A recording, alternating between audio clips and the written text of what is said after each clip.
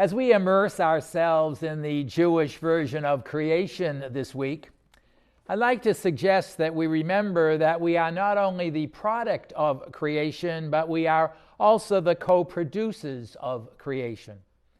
Every day, our existence means contributing to the final plan and will of God for creation, from its beginning to its end. There is a reason for our creation, and both the expectations and the consequences arise from the choices we accept or reject out of our freedom. From the very moment of creation spoken by God, Father, Son, and Spirit, God's reason was love. From love, God created all that is, and it's God's love that sustains the entire universe. Love is the goal toward which all creation moves. Simply put, and amazingly, God first shares love by creation and then created humanity to receive God's love and to return that love. All humanity is destined to be one with God in love forever. It's the reason that everything has existed, is existing, and will exist. And here's a mind-blowing thought. Before the moment of creation, there was nothing. At the moment of creation, matter, space, and time existed, and everything evolved and developed from that one moment that matter existed.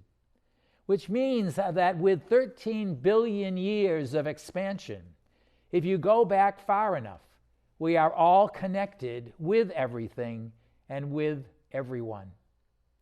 Once we accept this, we move forward as God desires our purpose, to be united in love.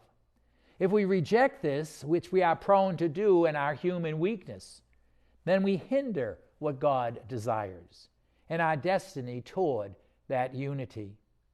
When we don't see God, and especially Jesus Christ, in each other, when hate and violence and division is the norm of the day, we reject the will of God. We don't do our part. Why? It's always a case of pride. The best example we see is in our readings this week and in the next few days. With the story of Adam and Eve, we see that we always want more. In the story of Adam and Eve, they had all that they needed, including the relationship with God, who walked in the garden in the evening. But they were not satisfied. They wanted more. We can get so trapped in trappings, in wanting it all and having it all, when we know deep down, and if we are older, we know from our experience, that life doesn't work out that way. In fact, stuff doesn't satisfy our need. We will not be happy with more. It's only an illusion. Jesus tries to explain that human limitation, false if you will, in the gospel today. We must fight the temptation to let our inner sinfulness get out.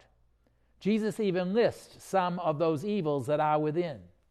We will only be happy when we appreciate our creation, our interrelationship with creation, and the use of our freedom, our precious freedom, to do God's will and to achieve the purpose for which we have been created. Look around you today. God is everywhere, in everything, and everyone. We have the opportunity to advance creation towards love today.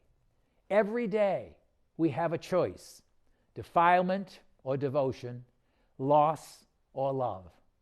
The work of creation, by the way, is not what they should do, but what I must do.